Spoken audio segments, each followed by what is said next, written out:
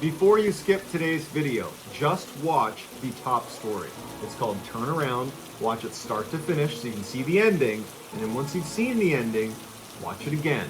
It is so creepy when you know what was actually going on the whole time they were there. But before I get into today's stories, if you're a fan of the strange, dark, and mysterious delivered in story format, then you come to the right channel because that's all we do, and we upload 3, 4, even 5 times every week. So if that's of interest to you, please offer to spot the like button on their next set of bench press, and then as soon as they start to fatigue, walk away.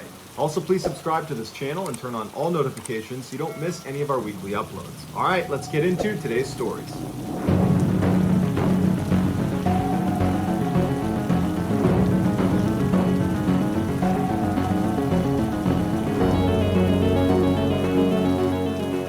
In the early 2000s, a teenager named Evan and his father would regularly go hunting in the Georgia backcountry. When Evan turned 14, his father befriended a very wealthy landowner in Georgia who offered them access to one of his best private hunting areas. And just a couple of days later, on October 5th, Evan and his father would take him up on the offer. They woke up super early and they drove out to the edge of this property that was actually fenced in. And they went to a main gate where they had the combo that this guy had given them. They punched in the combo, opened up the gate, drove in, shut the gate, locked it, and then continued down the access road. They followed this road for about 2 miles where it came to a stop right outside of this huge forest.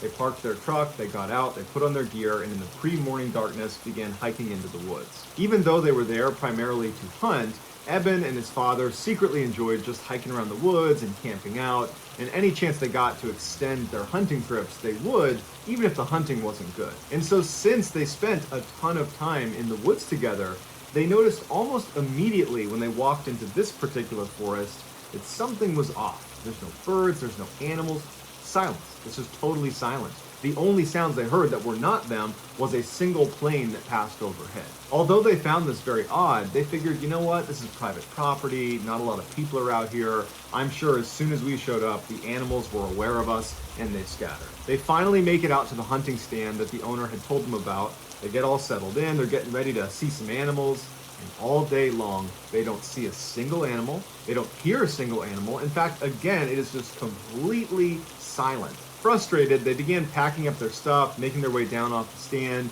and they started looking for a place to make camp for the night. And Evan's father suggested, well, hey, there's obviously nothing over here. It's been quiet all day. Why don't we walk deeper into the woods a little ways, set up camp there, so tomorrow we have a better chance of seeing some animals. So they hiked for about an hour farther away from where they parked their truck, and they reached this clearing, which is perfect for setting up their camp. And so they set up their tent, and Evan's father says, hey, we still got some daylight. Do you want to go try our luck and see if we can see some animals out here now? Evan's like, yeah, why not? So they hike a little ways away from their campsite, and they set up their blind, and once again, they don't see any animals. It's totally quiet. And so they turn around and they start heading back. As soon as they could see their campsite, which really was just their tent, they noticed that their tent was now collapsed. And Evan's father turns to him and says, oh, it must have been the wind. And Evan says, no, it couldn't have been the wind, because all day today we have been commenting on how quiet it is and how the fact that there's no weather, no wind, no anything is heightening the fact that it's completely silent. So it could not have been wind.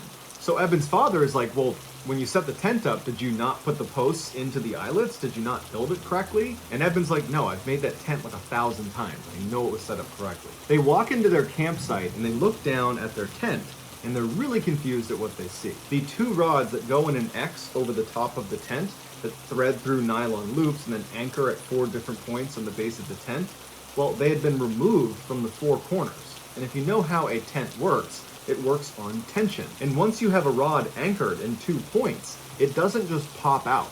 It's anchored at 2 sides. It's actually difficult to remove each anchor. Once one is out, the other comes out easily. But basically, the rod would need to break in order for it to come out of those anchor points, or someone would have to come over and remove it. And they didn't remove them, and none of the rods were broken. Which leaves them with either they failed to set up their tent, even though they had distinct and clear memories of setting it up and double checking it was set up. They put gear inside of it. Or someone came over to their campsite while they were gone and undid the 4 corners. They decide, you know what, it can't be some stranger coming over here.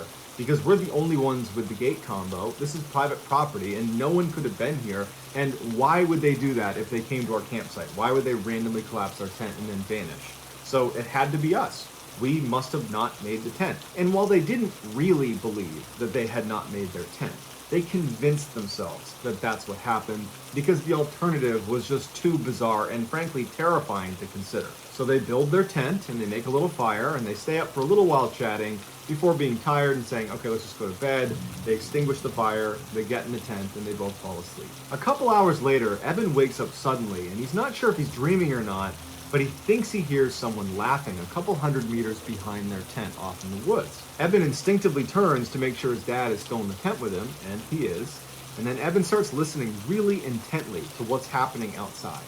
And all he can hear is silence, like it's been since they got in the woods. He doesn't hear any more laughter, and so he says, okay, I must have just been dreaming, and there wasn't any laughter out there, and eventually Eben goes back to sleep. A little while later, Eben wakes up suddenly again, except this time his dad is already awake and looking around anxiously. And Eben sits up and goes, what's going on? And his dad goes, and he goes, can you hear that? And Eben listens, and to his horror, he hears laughing. He wasn't dreaming before. Eben also realizes the laughter is not coming from the same area he heard it. It's now coming from the opposite direction, and it's a lot closer to them. Eben very quietly and carefully explains to his dad that he actually heard this laughter a couple hours earlier. And Eben's father turns to Eben and says, before we came out here, I asked the owner, should we expect any other hunters or campers or anybody nearby? And the owner said, this is private property and it's fenced in. There is no one there but you guys. After this revelation, they both turn their attention back to just listening because they're hoping this is just going to stop and whatever this is just going to leave. But it doesn't leave. They hear footsteps running towards them from way off in the forest, and it's so quiet, it's really easy to hear these footsteps. And whatever this is charging towards them. And then it comes to a complete stop right at the edge of their clearing. At this point, Eben is now grabbing onto his father. Eben's father is holding onto his rifle and he's getting ready to open the tent to confront whatever is out there. And right before he grabs the zipper, this person, whatever it is, starts laughing again. And it's practically right on top of them. It's so loud. They can hear it clear as day right there, right outside their tent. And Eben's father takes a deep breath. He grabs the zipper, and as soon as he begins moving it, the sound the zipper made causes the laughter to stop. They don't hear footsteps, so they know probably something's still out there. But the laughter stops like it's recognized that they're making noise. They're right there. There they are. They're in the tent. Eben's father freezes with his hand on this zipper, and he's debating whether he should go outside or not. And before he can even make that decision, whatever this thing is turns around and runs back into the woods, and it's just gone. And for several minutes, they just sit like that in total silence, praying that whatever this is gone for good. And after several minutes, when they don't hear anything, there's no more laughing, there's no more running, Eben's father re-zips up the tent, puts his hand back down, and they're both left just sitting there thinking, what the heck just happened? Eben and his father would stay up all night, and they would barely speak, because whatever this thing was had heard them when they moved the zipper. And so they were really afraid of making any sound, even little sounds, because it's so quiet, sound travels really far, and they don't know who or what is out there. And so in silence, holding their guns, they're just waiting for the sun to come up. And as soon as it did, they were up and out of there, literally running out of the forest, checking over their shoulder the whole time all the way back to their truck. And so to this day, they have no idea who or what the heck was running around out there. And they told the owner of the property about it, and the owner just said, it's not possible. We have a totally gated in private piece of property, and there are cameras watching the only entrance. And you are the only ones that went in or out over that time period, and prior to that, we monitor this property. Nobody else was in there. In the summer of 2013, a young woman named Katie and her father decided to go camping at one of their favorite campgrounds in the Sierra Nevada mountain range. Katie loved going camping with her father because he was this totally accomplished outdoorsman, and he used to be a wilderness guide for much of his life, and so she just always felt like she was in great hands whenever she was out in the wild with him, and she had kind of become a fairly accomplished outdoorswoman herself. When they arrived at the campground, the parking lot was packed with cars, and they're like, shoot, I wish we'd called ahead a couple weeks ago and reserved the site because they're probably not even available now. But they went to the front desk and they were like, you're in luck, we have one available, but it's the one that's way way over there. It was this one campsite that was kind of isolated from the rest of the campground. It was far away from the bathhouse, it was far away from where you go swimming, and it was far away from the parking lot. It was just like really inconvenient. And whenever they came camping here, it was like the one site they didn't want to use. But beggars can't be choosers. They were happy to even have a site, and so they drove all the way down this little road into this very isolated campsite, kind of in the middle of this forest. Once they got there, they began setting up their respective tents because they were not going to be staying in the same tent.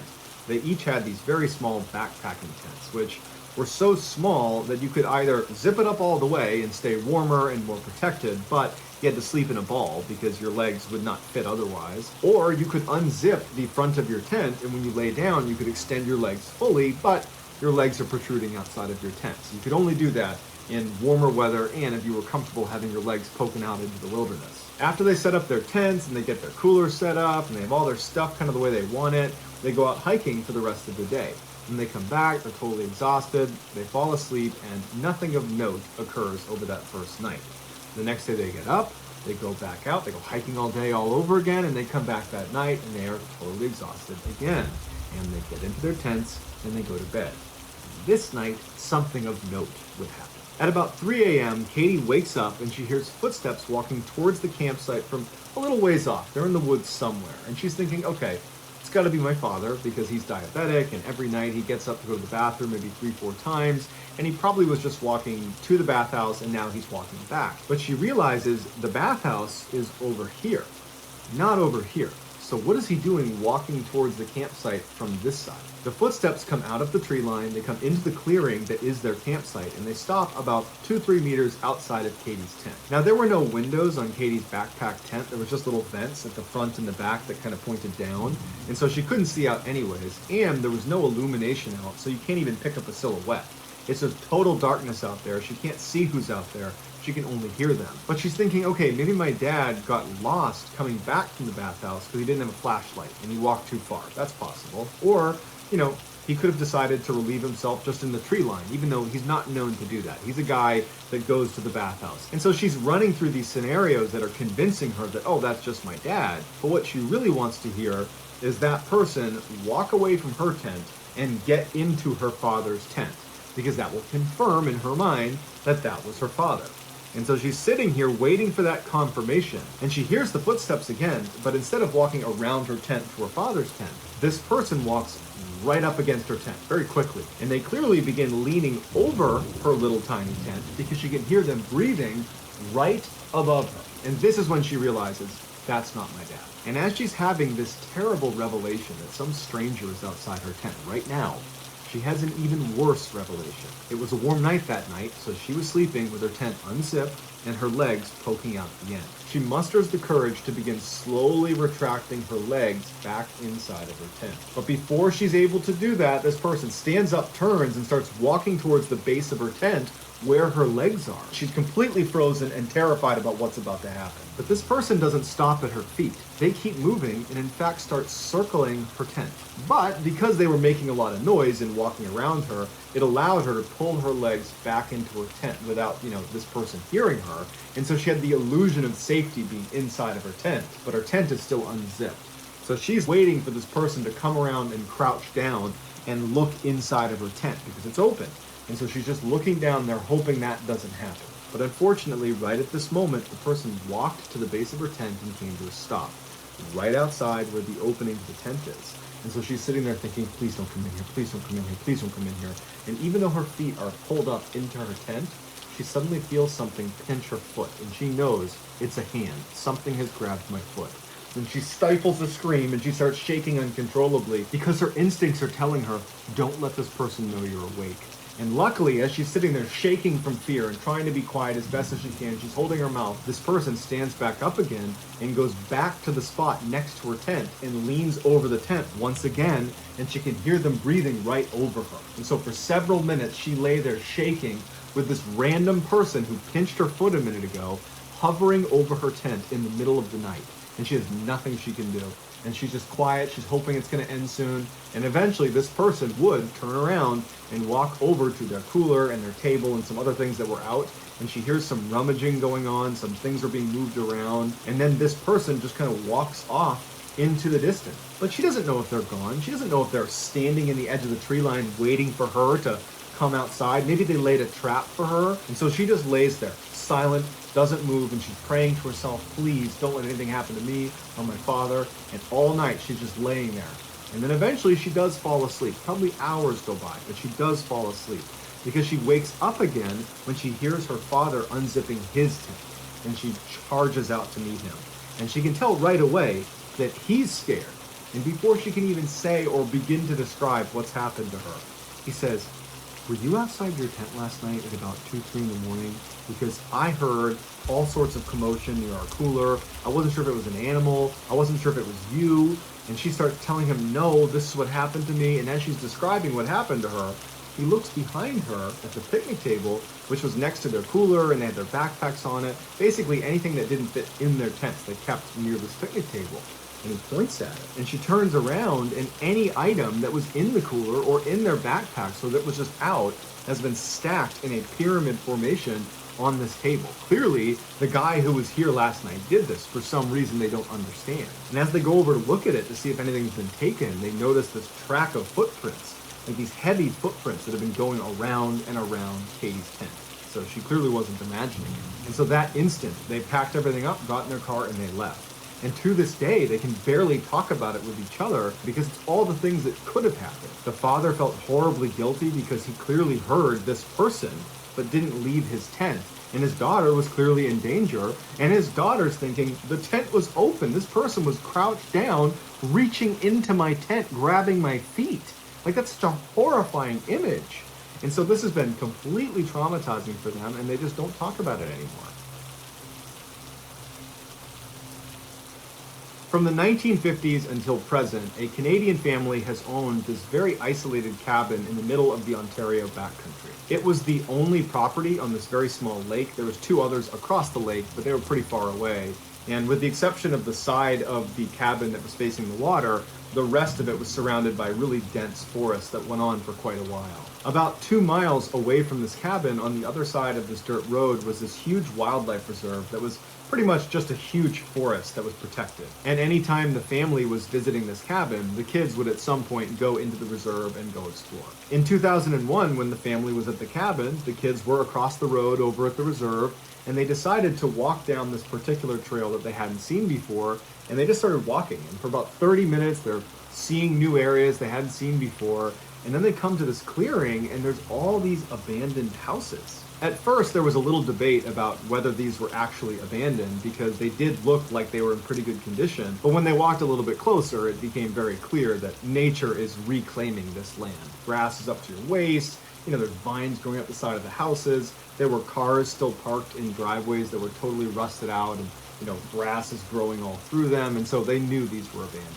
They walked up to the first house they saw, and they looked in, and they couldn't believe what they were looking at. It was like whoever lived here had left without taking anything. The house was still totally furnished. In fact, their dining room table still had plates and cups and forks and knives, like they had just had dinner and then just got up and left. They start talking about going into these houses and looking around inside, but they started wondering, like, is this a museum? Is that why everything is in such good repair? Should we not go inside these houses? And they start looking around for any indication that definitely this is not a museum, these are just plain abandoned.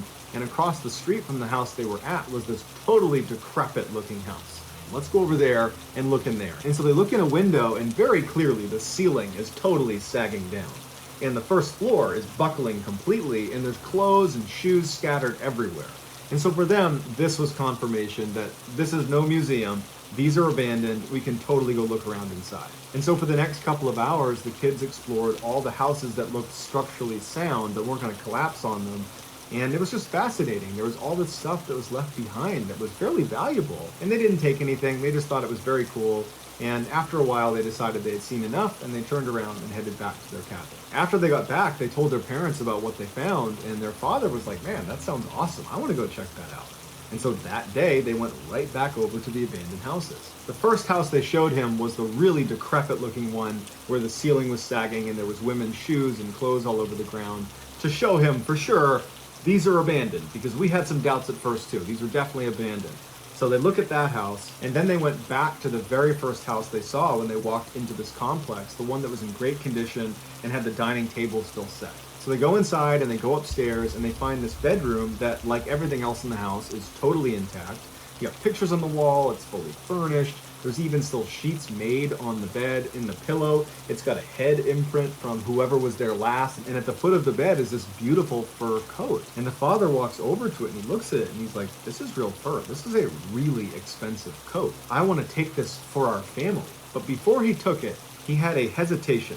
Is this really abandoned? You know, if someone had been here, they would have seen footprints all over the house just because there's grime all over the ground. And they can clearly see their footprints from where they've just come in. And he's like, no, this is just a weird situation. It's definitely abandoned and finders keepers. And so he picks up the jacket and he says, I'm going to give this to mom after I clean it up. And so with the jacket in hand, the father and the kids explore the rest of the house. And when they go outside, they realize it's starting to get late and it's probably time to head back. And so they turn around and they start walking away from these houses towards their cabin. And they get about 50 or 60 meters away when one of the kids said he just had this weird sense that they were being watched. And so he turns around and he's shocked when he sees there is an old woman standing in the bedroom that they had just been in, where the fur coat was. She's got a loose bun on the top of her head. She's got this blue shawl on her shoulders over a cream blouse, and she's glaring at them. When the kid saw this woman, he made an audible gasp, and the rest of the group turned around too and saw this woman in the window. And the feeling was guilt. They're like, oh my goodness, we just stole from this poor woman who lives in this abandoned house. And so right away, the whole group starts walking right back towards the house. They're going to give this jacket back. In fact, the dad is like, I'm so sorry. I shouldn't have taken this. I'm sorry. And as they're walking back towards the property, the woman in the window who hasn't said anything just turns around and walks back into the main part of the house. They can't see her anymore. And so as they're walking closer to the house, they're assuming she's going to come downstairs to retrieve this jacket that they've taken from her. And so they get right up to the front door, and the father is yelling to her, I'm sorry, where do you want me to leave this jacket? I can bring it into you. And they're kind of just waiting for her to come downstairs, and she doesn't. She's nowhere to be found. She's not making any sound. She's not indicating what to do. And so after waiting for a couple of minutes, the kids don't really know what to do, and they're kind of getting uneasy about the situation. And the father is still very confident that he just wants to give this back and make amends, make peace with her, say he's sorry. And so he walks inside. He tells his kids, stay here, I'm going to go give it to her. And he goes inside and he disappears upstairs. And then all of a sudden, from across the street in that decrepit house with the caved-in ceiling, they hear one of the second floor windows come slamming down. And at the same time, their dad comes charging down the stairs, no jacket with him, and he's saying, go, go, go. And the kids are spooked from the window getting slammed, and they start running away until they're about 100 meters away from these houses. And they stop, and they're panting, and they're out of breath. And the kids ask their dad, what happened? And he says to them, I looked everywhere upstairs and I could not find that lady. I don't know where she is. Either she's hiding from us or something, but I happened to be looking out at that other house. Something caught my eye. There was movement, and I saw another person in the second floor of that building that's falling apart. And I watched them slam the window, and then as soon as I did, I heard someone yell, get out, and I ran out after you guys. Now, the kids and the dad are absolutely terrified, and they want to leave, but they also want one more look at these buildings before they do. And when they had run away, they had stopped behind this big group of trees that obscured their view to the buildings. They were out of sight. And so they begin to peek their heads around the tree until they can see the building, and they can't believe what they see. Standing in the window of the fur coat room is not only the old woman, but also a very tall man who's holding her shoulders and is bending down because his head is too high to look standing. He's crouched down and he's looking out the window next to her, and they're both glaring towards them. The father and his kids are practically falling over themselves to sprint away and back to their cabin. To this day, that family has no idea who those people were, what they were doing there, how they were able to move around without making any noise and consistently hide from them and not leave any footprints. It was all very strange and terrifying stuff. And then the government ended up demolishing those houses almost immediately after they were there. And so they'll never get any answers because everything's gone. So that's going to do it, guys. Let me know in the comments what you thought of today's stories, and I will pin the best comment at the top of the comments section. If you enjoyed today's stories and you haven't done this already, please offer to spot the like button for their next set of bench press. And then once they start to fatigue, just walk away. Also, please subscribe to this channel and turn on all notifications so you don't miss any of our weekly uploads. If you want to get in touch with me, you can direct message me on Instagram or on Twitter. My username on both platforms is the same. It's just John Ballin 416. I also have a ton of content over on TikTok where my username is Mr. Ballin. If you have a story suggestion, please submit it to our subreddit just called Mr. Ballin. It's linked in the description below. So whether I see you on Twitter, Instagram, TikTok, Reddit, YouTube, or some combination, just know that I really appreciate your support. And until next time, that's going to do it. See you.